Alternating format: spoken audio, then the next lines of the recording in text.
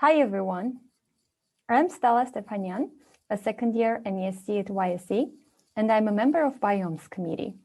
As a reminder, Biomes stands for Bridging Issues and Optimizing Methods in Environmental Science. And we're YSC's flagship series hosted by the Dean's Office. We're facilitated by a committee of students, me included, as well as staff. And the intention of the series is to bring cutting-edge research and new ideas to the YSC community. So Biomes is a community-sourced seminar series, and we're always accepting suggestions regarding the topics and the speakers. Currently, we're planning our fall 2022 seminars. So please feel free to use the QR code presented here in order to give us suggestions on who you would like to see to be brought in. You can also submit suggestions to community conversation and Biomes using the same QR code presented here. Today we will have the Q&A open, so please feel free to use the Q&A feature or the raising hand function in Zoom to ask questions you might have throughout the seminar. Thank you all for being here. Today we will have a panel discussion about power, privilege, and justice at COP.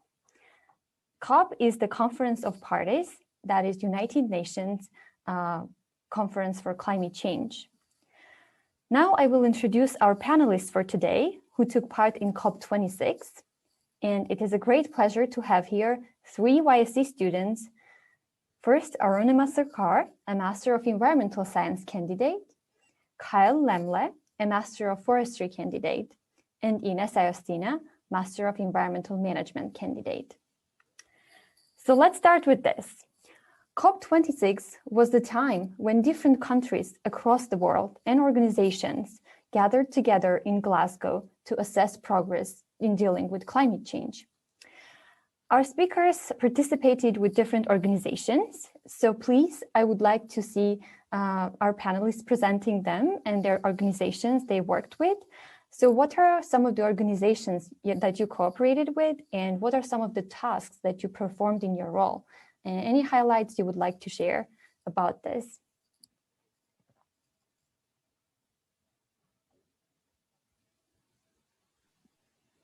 I can jump in first. So I'm Arunima, the first panelist you mentioned. So I worked with the Center for Climate and Energy Solutions, which is a small climate policy think tank based in DC. I did my summer internship last year with them, liked them a lot, and I wanted to keep working with them. And I just so happened to have the opportunity to go with COP, and so I decided to go with them. And a lot of the work that I did was about loss and damage, which is the idea of essentially working with the impacts of climate change that aren't covered between mitigation and adaptation. And so a lot of the work that I did was trying to research and understand the role of vulnerable communities and how the idea of vulnerability and resilience can have an impact on loss and damage policy. And then I think overall at COP26, I was essentially just following loss and damage, trying to understand the intersection of climate justice and equity with the more multilateral frameworks of climate change, and trying to see what the biggest barriers for that are, because I think there's a lot of them.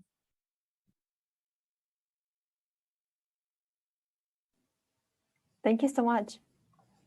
Yeah, I can jump in next. Thank you, Stella. Hi, everyone. So my name is Ines, as mentioned by Stella. So I work with Indonesian delegation during my time in COP26. So it's really aligned with one of my goals, which was to learn about what it's like to be a country delegation. So I don't have experience working as a government official, and so far don't have a plan to be.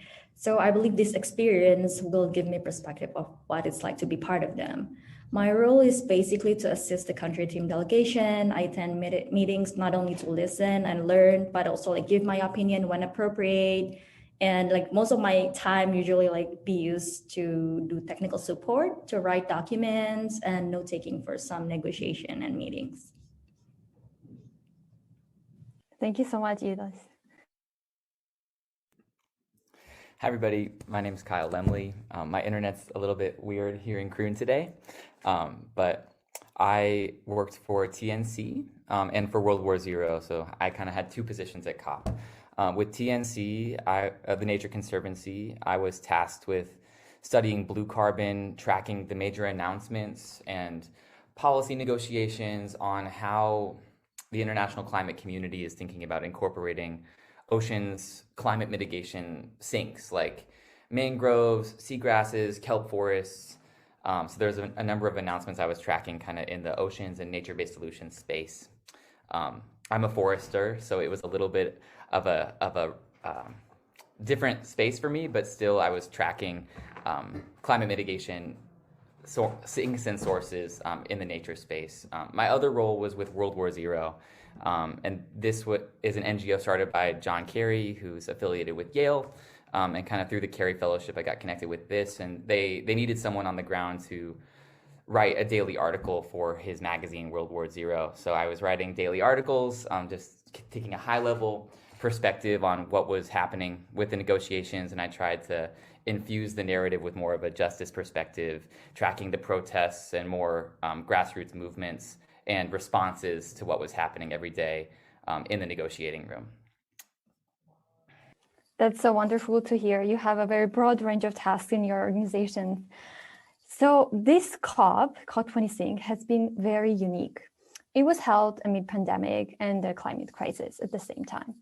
A lot of the concerns were amplified because of this and more visible.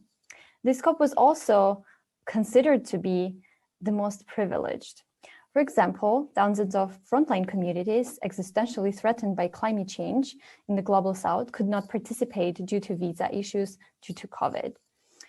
So many decried that power dynamics at COP26 left those with less power and privilege outside of the conversation. So having this in mind, we're eager to hear from you, from our own panelists, whether COP26 was inclusive for all the voices in your observation. What were some of the examples of environmental justice challenges and power dynamics that you observed? Feel free to jump in. Yeah, I can jump in first for this one. So being present at COP for 2 weeks has allowed me to see the world community interacts in the midst of pandemic. So how various nations have grappled differently with pandemic. For example, owing to pandemic-related closures, including lack of flights, only a few Pacific Islands leaders were able to participate. So some of the kind of unjust phenomena that I recognize is first is the number of delegation. This may be affected by pandemic, but also applies in general context, I think, not only because of pandemic, how the number of delegation is different from one country to another. So the small number of delegation definitely has an impact of their capacity to express their message. For example, I noticed a country delegation attend a negotiation, and after saying her point and waited a couple of minutes, and she moves to another room because she needs to be another meeting or negotiation. So the varying number of representatives from various nations creates an imbalance in delegation capacity to participate in like different discussion, event tracking, and ultimately communicating their voice. And second is also language barrier.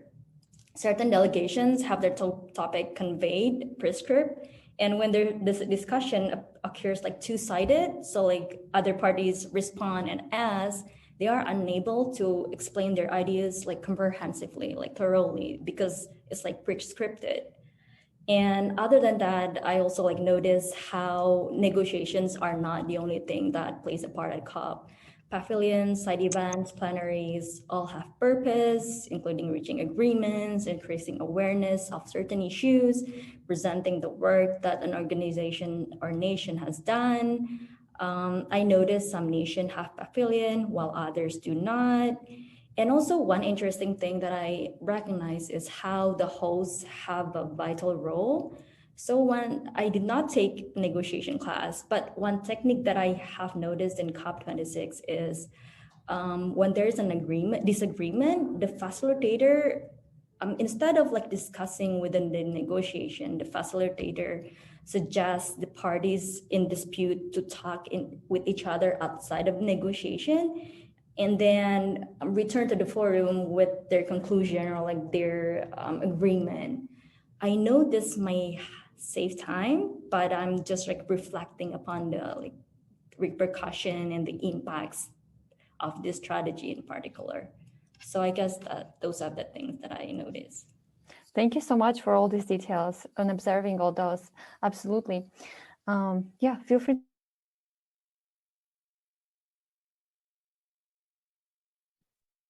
I can go next. I feel like when we talk about justice and equity, there's so many different layers to talk about, and I don't think I can go through all of them, but I think the biggest thing that I want to talk about is probably the voices that were represented and the ones that weren't. I think Ines raised a really important point that people often don't think about when we talk about COP26 of like language barriers. In the big plenary rooms, you have headphones and you have like a translator who does the translating for you. And then, but then when you go into the smaller, like informal consultations or like just the informal sessions, that's not as accessible. And so a lot of the people, especially from small island states who don't have access to the same like level of English knowledge, are unable to then partake in certain negotiations and certain discussions and very important conversations that happen. And I think that's a very important aspect, especially when it comes to like prime time decision making, that a lot of people just aren't able to be present in the room in a meaningful way. And I think similarly, another like set of voices that for a very, very large part of COP are missing are, I think, LGBTQ plus voices. In my entire time there, that I barely heard anything about incorporating the LGBTQ plus community in policies or actions or projects. And the only time I did hear anything related to the community was either in the capacity building hub or in side events where it was people working, like actively working on projects. And I think the same would go for more intersectional feminist takes on local climate policy projects. I think there's like these certain voices, even though I feel like for us at YSC, there's something that we talk about a lot. It's very easy to forget that most of the world doesn't. And these are communities that are probably more vulnerable than most and definitely need to be considered when we're talking about international climate policy at such a large scale, because they make up a very, very large proportion of the population. And even independent of climate change are already vulnerable and vulnerable to a lot of social justice issues. Combined with climate change, it's just extremely difficult to then work independently on their projects, but also climate change. And so it's very important to, I think, have their voices heard. Final, I think, community that I want to spotlight in this case is people with disabilities. I know there was a delegation at COP that thankfully had some amount of representation, but then when you think of COP26 as a platform, you think of accessibility for those people. And apart from the odd accessibility ramp that you saw there weren't things that made, there weren't resources available for people who are deaf or blind that made understanding and being present at COP easy for them or even possible. And so despite having some very small presence at COP26, their voices are still just not being heard. Apart from maybe the People's Plenary or like some very, very small events at the pavilions, you just don't hear about their struggles, their experience of climate change, and what they require from multilateral frameworks like UNFCCC. And I think it's very important to also acknowledge that there like still are communities that even we at YSC aren't talking about, and I guess as a product of that can't really expect something like COP26 to necessarily even think of exploring.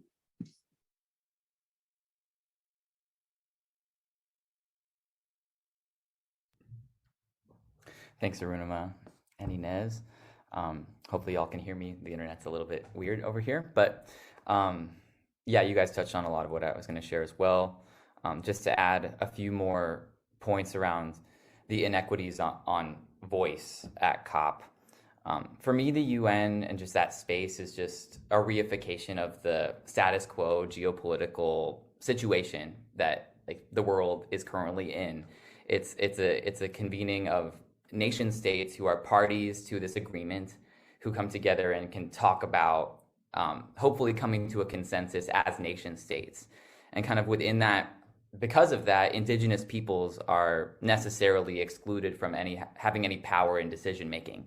And so they can have a voice if they're given the podium to speak kind of as an observing body, or just, I forget the exact term that they use for it, just like another entity that can give voice in the plenary hall, but they have no voting power.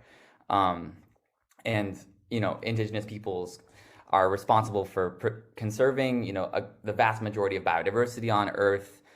They're some of the most impacted communities on the front lines of climate change. I believe that I'm not sure how the UN would restructure without, upsetting a lot of the powers that be to give indigenous peoples more voting power.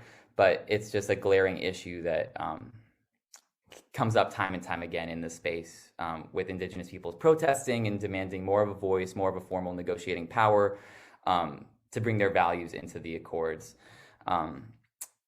The other thing I'll just say is just like, for me, like whoever gets to go to COP is necessarily privileged and can like pay their way to get there. This is both true for countries and observers. Countries who have more money, or who want to spend more money, can send larger delegations. And so I'm not sure how many of you on the call like know about the COP space in general, but there's the formal negotiating space. There's kind of the NGO pavilions space where there's a lot of like informal announcements and just kind of posturing of how each country is celebrating their own climate commitments. And then there's kind of the outside of COP protest space. And so kind of to participate in all three, you either have to live in the country where the COP is hosting this year, like you have to be British or Scottish or on the European continent just to take the train and come to a protest and get your voice to be heard. If you're an NGO, you have to spend a lot of money to fly your people there, to have the capacity to submit an event in advance to get on the roster, and pay for the champagne that you're gonna toast after the event is over to celebrate your achievements. And then if you're in the country, or in the party negotiation itself, you have to pay for your delegation to get there. And so obviously poor people, poor nations, poor NGOs from the global south, grassroots groups, just don't straight up have them often the resources to send large delegations. So they're inherently in the space, it's misrepresentative of global inequality and wealth distribution. Which is just something that needs to be addressed. And I believe there needs to be reparations and just commitments to investing in other, in poorer countries present so that it can be more equitable. And so that it's not just the rich countries, the countries that have polluted the most, who can have the largest voice. And this was also seen in terms of, in the NGO business community. This COP, you saw more fossil fuel executives as delegates to COP than many countries itself. And that, of course, skews and puts pressure in one direction versus another. Absolutely. Thank you so much for sharing all those valuable insights. Kyle and Arunima, you have also participated or had some engagement in previous COPs.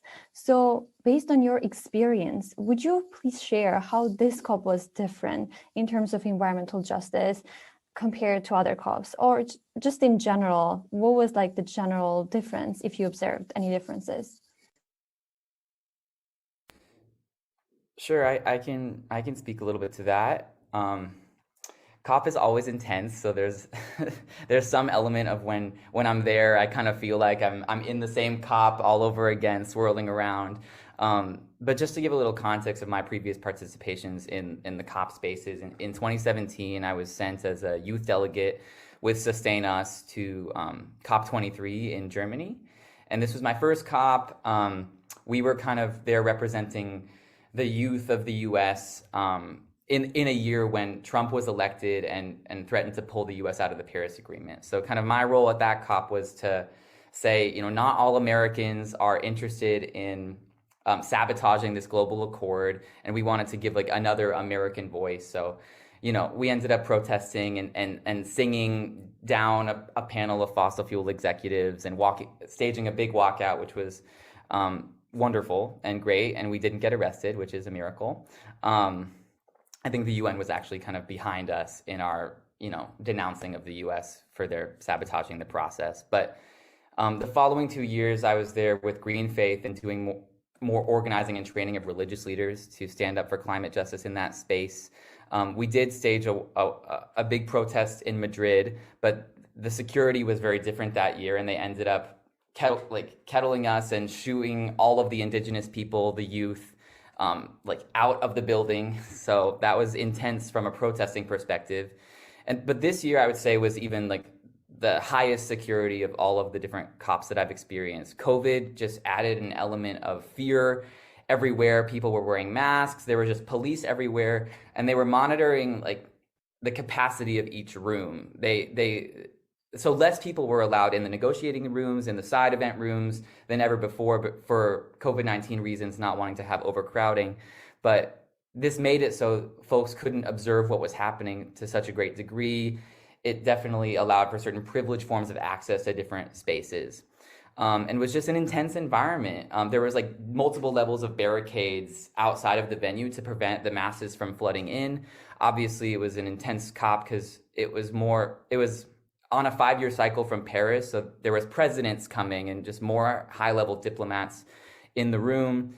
So it was just intense. You saw masses of people gathering outside the building, trying to get their voices to be heard. A few people trying to scale the wall just out of a sense of urgency to try and say something and tell the leaders to make 1.5 degrees the target and not surpass it, which didn't end up happening. But then they get arrested, get shown away. And so that was one element that made this year different than other years. Just one other piece that I thought was interesting, just as a forester, was that nature was kind of on the table more than ever before. There was a huge focus on nature, big announcements at the beginning of COP in the first couple of days with pledges to end deforestation. And it also was a big part of the conversations around Article 6, which was this, important negotiating subject left over from the Paris Agreement, essentially looking at how are the global carbon markets going to work. And of course, many countries are excited about protecting forests as a way to offset their own fossil fuel emissions. And so, as a forester, I'm really excited about restoring, sustainably managing, and protecting global forests. Obviously, we need forests for so many reasons, including climate mitigation. However, for me, I don't want it to be a cop-out and a license to continue polluting. You saw a lot of indigenous peoples at COP26 protesting carbon markets and protesting false solutions of protecting forests at the expense of, continuing emissions. And so I'm a little bit afraid that, with all this attention on forests, there's a license to continue polluting and just a lack of urgency. And so there's all this endless talks of net zero, net zero, net zero. But what net zero means is that you can protect a forest here to, continue flying in your airplane and burning coal over here. And for me, that's just not an equitable solution. It's not real. We need to stop burning fossil fuel emissions as soon as possible. We've already seen catastrophic effects with just 1.5 degrees warming. The commitments at COP are leading us towards over 2 degrees warming. We can't live in a reality where we can continue to emit fossil fuel emissions at the same degree we already have been. Thank you. Arunima, would you like to share some insights from previous COPs? Yeah, sure. I also just want to say, Kyle, I love everything you just said and agree with that. So I haven't been to a proper COP. I went to the subsidiary body meetings in the summer of last year, which is essentially the intersessional, which happens before or in between the main COPs. And what happens at an SB meeting is you just do a lot of the work so that the decision time at a COP becomes a lot easier. The problem with the subsidiary body meeting that I went to was that it was fully virtual, which meant, and it was 3 weeks long. It's normally not that long or virtual, and it's normally in Bonn. The problem with having a virtual SB meeting was that there were many nights where I was up until 4 a.m. or I had to wake up at 6 a.m. to attend certain informal consultations or meetings or things like that. And that poses a really big accessibility and equity issue because there's a lot of, the time difference is just pretty horrible. People don't always have the best access to Wi-Fi. Kyle's struggling in Kroon where we know we get good Wi-Fi. So I can't imagine what people who don't normally have good access to Wi-Fi and internet usage, what their experience of the SB meeting would have been like. And given that I went to the SB meetings and then also COP26 between the summer and November in Glasgow, there were a lot of conversations that we saw happening of, do we want to postpone COP26 again, given that it was already postponed because of the pandemic? There's so much progress that needs to be done. What are we going to do? There were a lot of NGOs that came out saying that we should have a hybrid or a virtual COP26 because of access and like COVID issues. And there was just a lot of discourse around what is the most equitable way to have an international global forum where we talk and essentially discuss our future. And so I think going to the SB meetings was extremely interesting because of that. And I think additionally, most SB meetings, when they're held, you normally work towards a resolution and have certain outcomes that come out of it. But because this was completely virtual, the first SB meeting of its kind, they had decided at the very outset that there was no decision that was allowed to be made. And so there were a lot of countries that were very upset about this because that just hindered progress massively. A lot of countries wanted to make decisions. A lot of countries absolutely did not want to make any decisions. And so there was a lot of tension that built up because of that and as a product of COVID and equity issues that came out of that. Mm-hmm. That's very interesting. Thank you for sharing that. And Ines, as a first-time participant in COP26, how did COP26 compare with your expectations in terms of being inclusive? Thank you so much, Stella, for the question. And I just want to mention like how like weird, but also like very refreshing to like recall of this experience again. Like hearing from Arunima and Kyle, I was like really, remembering all this very unique experience. So one thing that I want to highlight is how weird it is to be in the room full of people imagining they came from different part of the world and we're doing it in the middle of pandemic. So second, as I mentioned previously, that even though we're here at COP or like at COP back then, we actually have different journey. And by I mean different journey, we have different sacrifice in order to be there. And I don't think people notice this, like for people that come from like country that doesn't have any flights to the UK. And this unrecognition translates to the recognitions of different urgencies that they have in order to be in the UK. So I might say in truthful honesty, I don't even know what to expect in the beginning to be in a conference with thousands of people in the midst of the pandemic. I don't know what to expect. So the UK government definitely tried to provide vaccine for delegation that don't have access, but I've heard the implementation was not ideal. And so just quickly, I mean, like despite our mixed feelings about the inclusivity and results, I am glad for like what we have learned and the progress made. And I really we can continue to accelerate our progress despite like all these disruptions of pandemic and everything. So I think that's like my answer, Stella, for your question. Thank you so much for sharing that. I'm really sorry, I had technical problems. Okay, thank you so much for sharing that. And another question that I would like to raise is about the People's Plenary that happened at the end of COP26. So that was the first People's Plenary that was held in the history of COPs. And civil society, leaders, indigenous youths, and for many, many different people who are threatened by climate change, they were gathered together and they were chanting about global warming and keeping commitments to 1.5 degrees Celsius. And and they were chanting about giving power to people. And this was very powerful since people were gathered all together and as one voice, they were presenting their concerns. So Arunima, we would like to hear your perspective on what people talked about in People's Plenary and what were your observations. And do you think this in general was helpful or somewhat like efficient for raising the voices of those who were not in power and privilege at COP26?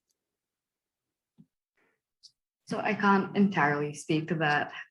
Everything I know about the People's Plenary was either from videos I watched or from talking to my friends who attended the plenary. I was part of the protest that followed after, which I can speak to a little bit. But I think everything I heard about the People's Plenary was extremely positive, and I think a lot of that is attributed to the fact that COP26 decided to give people the platform to raise their voice and talk to one another, and like really just have the stage to themselves, say what they needed to have their voices heard, and then take all of the power and the power and the passion that comes from that, and then turn all of that was said at the plenary into the protest that followed, which the protest in itself I think was absolutely beautiful, and I feel very lucky to have been a part of that.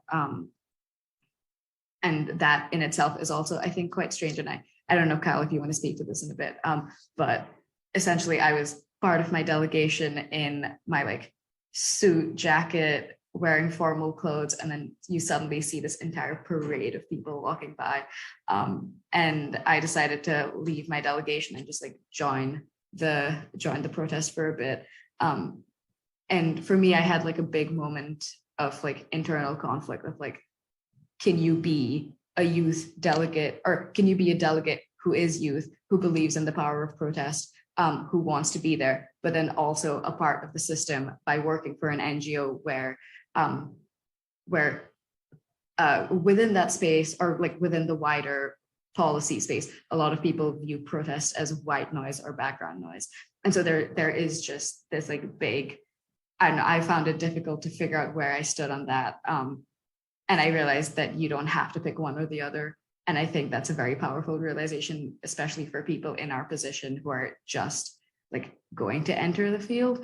But I think the People's Plenary had such a big impact on me as a product of the conversations I had with my friends about people power and the sort of action and having voices heard. And I think at a place like the People's Plenary, when you're given, especially when you give vulnerable communities or minority groups the chance to have their opinion said out loud in front of such a large audience, I think it's very powerful because it then also humanizes and allows other people to internalize all of the challenges and struggles that come with climate change at COP26.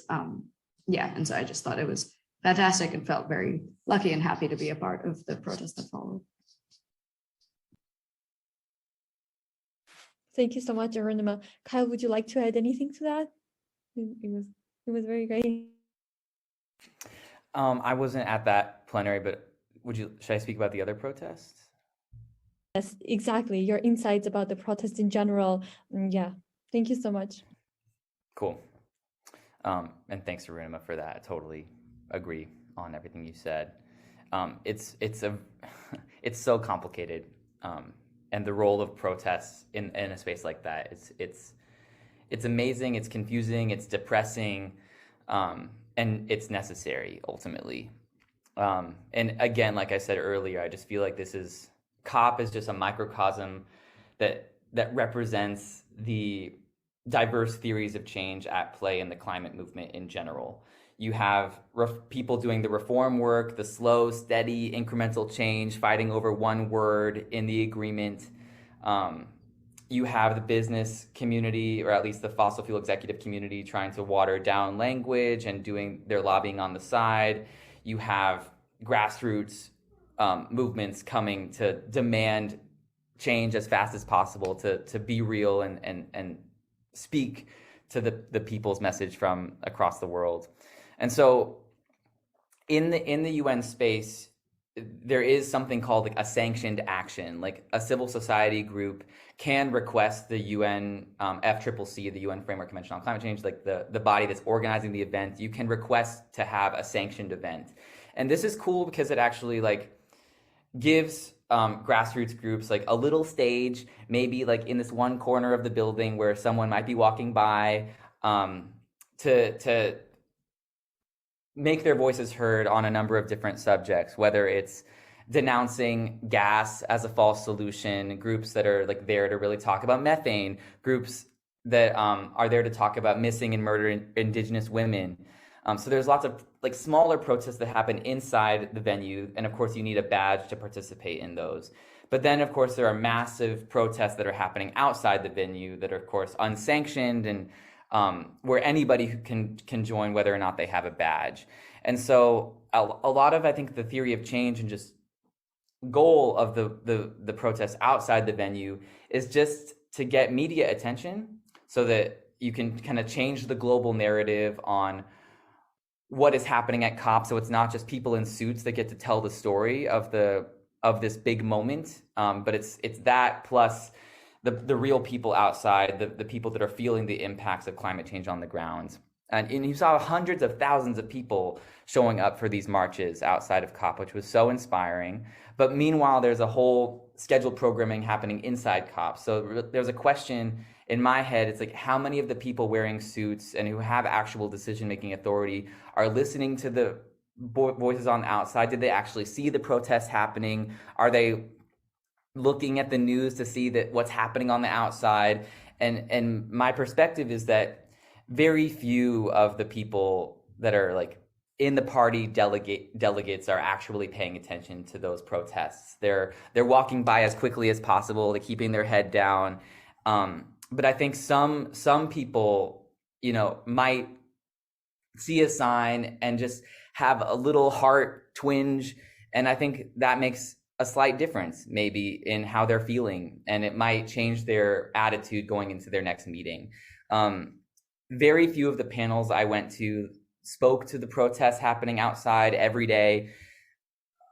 Senator Markey in one panel at the US Pavilion did this like kind of rousing moment where he's like, "Can you hear the people on the outside? They are sounding the alarm." And I was just so relieved to like hear that like they were being referenced at all.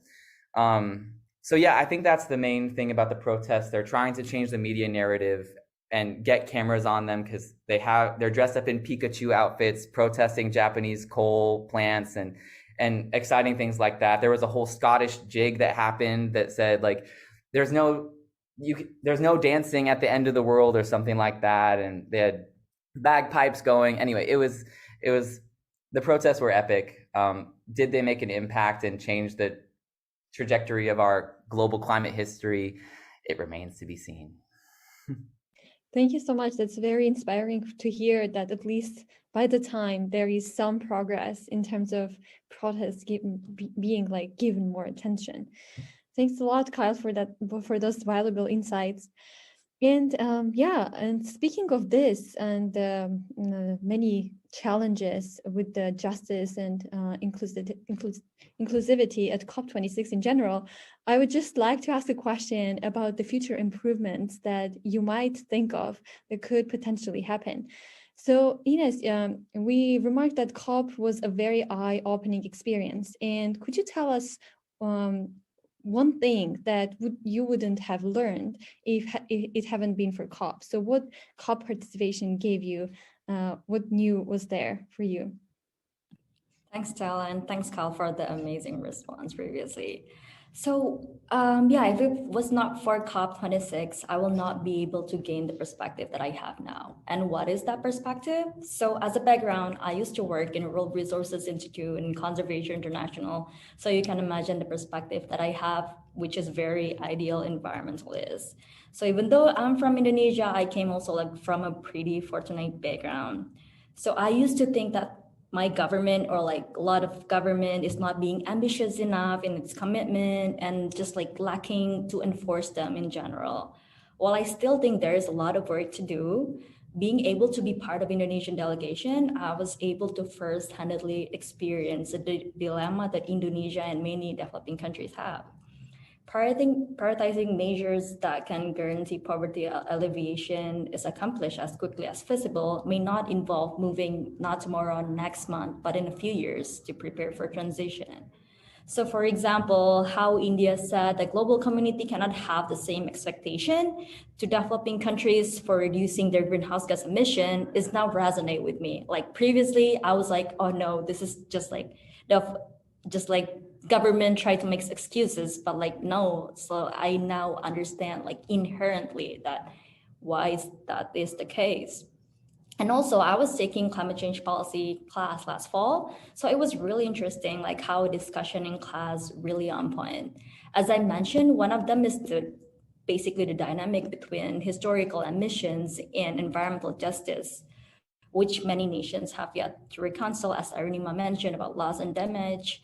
So debates about this issue make me feel that sometimes we forget that we are on the same part of the team, and that is humanity. And I just like really disappointed of how like the global society used to just like pointing fingers. So yeah, that is the perspective that I would not have gained if it was not for COP.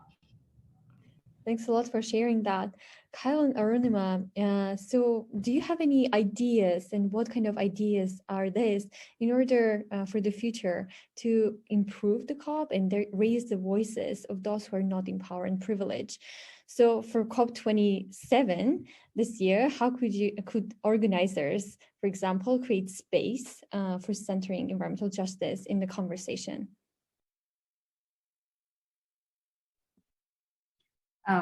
I've been actively thinking about this. And there is no right answer. I think the last time someone asked me this, I just said, we need to get rid of capitalism. And I still agree with that. But I think now that I've had more time, I think the more concrete answer I would probably say is that it's very easy at COP26 to like set out a single room or a single panel discussion to talk about environmental justice and climate justice. But I think that is a conversation that needs to be had in every single room, in every single informal consultation, every single negotiating room. I think it's extremely important to always have that at all times. And it definitely is difficult. Like I think when you're talking about climate finance and talking about Article 6 and financial flows and that sort of thing, environmental justice, no one's going to intentionally go out of their way to center that around environmental justice. But I think it's pretty close to impossible to have a successful framework that accounts for vulnerable communities and minority groups, unless you have someone doing that. And that obviously is extremely idealistic, because I don't think most 50 to 60-year-old people are actually as mindful about environmental justice as we are. And so unfortunately, I think a lot of the work does fall upon the people who are our age, who are just entering the industry, or the protests, for example. But I guess I don't really have a mechanism for how to go about this, but I do think that climate justice and equity is something that needs to be talked about in every single part of the Paris Agreement. Like you cannot have loss and damage, for example. You cannot have loss and damage unless you center it around climate justice, which I unfortunately don't think the COPs are doing very well. You cannot have climate mitigation or even adaptation unless you do that. And so I think a lot of it is trying to be mindful and very intentional with how you talk about justice within international policy. And it is difficult, but we need to do it. Exactly. Yeah, totally agree with what Inez and Arunima have shared so far. And again, it's confusing because it's how can you change like this space that is a United Nations like gathering with certain rules around consensus building process that doesn't destroy just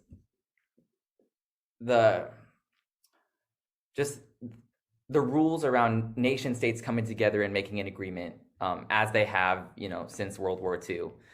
And so it's a much bigger question. But I think there are small things that they can do around just redistributing like who has the microphone. So they could give more mic space in the plenary hall to Indigenous peoples, have a specific time allotted towards like empowering grassroots community groups, like with the mic in the plenary hall.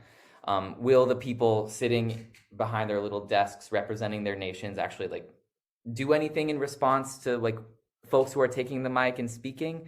I'm not sure, but that's at least one concrete thing that the UNFCCC can do. Another thing that our class talked about a lot last semester was how the Indigenous Pavilion was tiny and under-resourced at COP. And so I think, while the US and like other major countries, UAE had these very fancy, large pavilions with very high tech equipment, space for 50 people to come and enter and listen to their pledges. The Indigenous Peoples Pavilion was incredibly small. You could fit like 10 to 15 people in there at a time. The microphones weren't really working. There were a lot of technical issues and overcrowding. And I just think that the UNFCCC should sponsor an Indigenous pavilion, a larger one that's like on par with other countries. And also, I'm wondering if there's another pavilion space that's specifically designed for grassroots groups to be able to like co-manage it together. That's again sponsored by the UNFCCC. These are just some random ideas, but I just have more questions. I'm like, how do you actually make it so that the fossil fuel lobbying presence is less? There's folks that have described it as championing like tobacco at a cancer summit, and so it's just confusing to me. Like, how do you navigate their grip on the political process that's not just during COP, but it's in the months and months before leading up to it as well. So maybe there could be like rules on special interest groups and how many delegates each are allowed. I don't know, but I think to Aruna's point, or maybe it was Inez who talked about recognizing historical emissions. I'm not sure how this can happen, but it needs to. The US needs to like formally recognize that our country has contributed way more emissions historically than any other country. So how can we expect a country like Indonesia to have, an on par like plan when we have caused the issue in the first place? And so I believe that the US needs to contribute significantly more to loss and damage. We need to step up our commitment towards meeting that 100 billion a year climate finance package that still hasn't been met yet, that was supposed to have been met by 2020. And still our politicians are talking about like having America first rhetoric, even in that space. It's like, we need to prioritize American progress while also supporting international agreements. And like, so I don't know how to balance these like nationalist rhetoric with the need to recognize what we've done and formally apologize for these islands that are being swallowed up because of the emissions that we've released in the past, and really step up our game. We have the resources. The US spends over $700 billion a year just on military spending. It's like there's money available. It's a matter of reprioritizing. Yeah. Thank you so much. Do you have anything to add as final notes? Okay, so this will bring us to the end of the talk, which was wonderful. Thank you very much. And with this, I would like to open it up for questions. So far, we have 2 questions in the chat, and feel free to raise a hand or use the Q&A box in order to ask more questions if you need. So the question number 1, it is not directed to a specific audience. Feel free to jump in. Do you have specific examples of objectives you personally were working toward at COP26? So this end with the conference, or are you still working with your delegation NGO to achieve these objectives?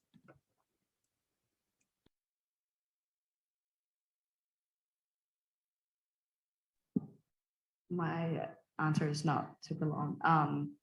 So my specific goal was to, at the end of the semester and I guess year, to write up a paper about loss and damage for small island states. And that was sort of my final deliverable for myself. And COP26 was the platform that I used to like get exposure, learn about it in like an immersive way, and just meet a lot of people and talk to them about loss and damage and figure out why no one's doing enough about it. So that was sort of my final deliverable. I am no longer working with C2ES, but I'm still continuing on the loss and damage project in a different capacity, more just, I guess, for myself and my own career progression, because I think it means a lot to me and all of my interests. Yeah. Thank you, Arunima. we will jump to the next question. So this was a very Yale specific question. Feel free to jump in again. Aside from sending student delegates, do you see a greater role for Yale and similar educational institutions in COP?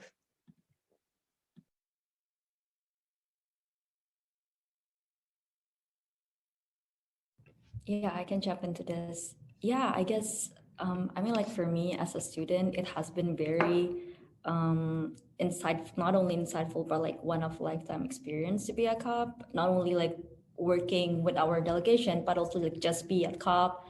And I've been at conference before, like as a Pacific Climate Week, but like working inherently with an organization. So I have like a very job responsibility. I want to get funding. I want to like talk about like my projects. So like being at a conference as a student, so like you have like a task that you have to like provide for your delegation. But like being a student, you like basically have this very neutral and idealistic ideal that you could have for your participation at COP. So I guess it's a very good opportunity for students. And other than that, I know that in previous year you also have like pavilions at COP, but last year we don't have because of pandemic. That's from what I heard.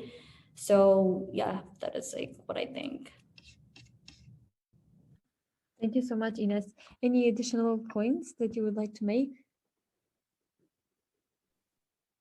I think with academic institutions, especially ones that are as elite and have as much money, but also really, really good research coming out of them, I think it feels like there's no better time to display and portray that research, but also use COP26 or like COPs as an opportunity to work with the public and sort of spread awareness in that sense. And I know that that's a lot of that happens in the green zone. I don't think there was a big Yale presence in the green zone.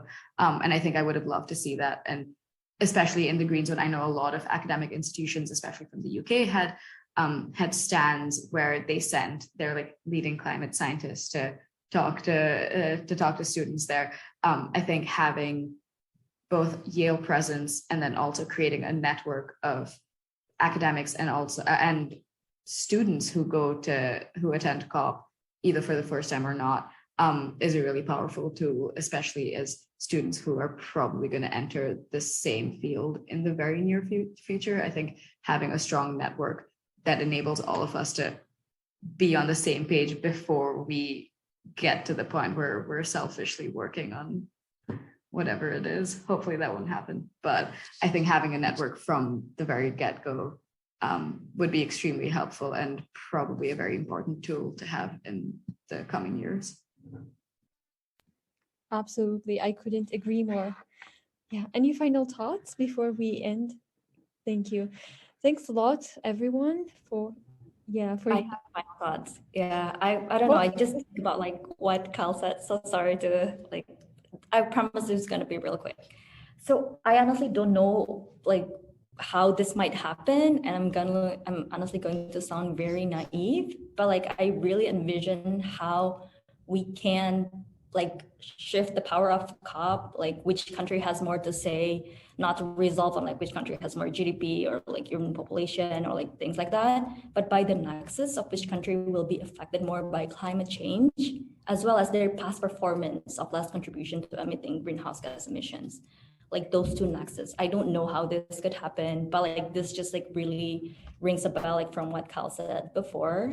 And yeah, I just like want to put it out there. Thank you so much, Ines. Any other thoughts? No additions? Okay, thank you so much for this conversation. It has been very amazing, very insightful. And thank you for your time joining us for this. And thank you for the audience for being here. And yeah, with this, I would like to end the conversation. And this has been a wonderful conversation. So it's going to open up a lot of new ideas and doors in order to make like a next step, at least for us. And yeah, thank you so much for contributing to it with your ideas. Thank you, Stella, for Thanks everyone for joining. And everyone for joining. Bye. Bye. Bye.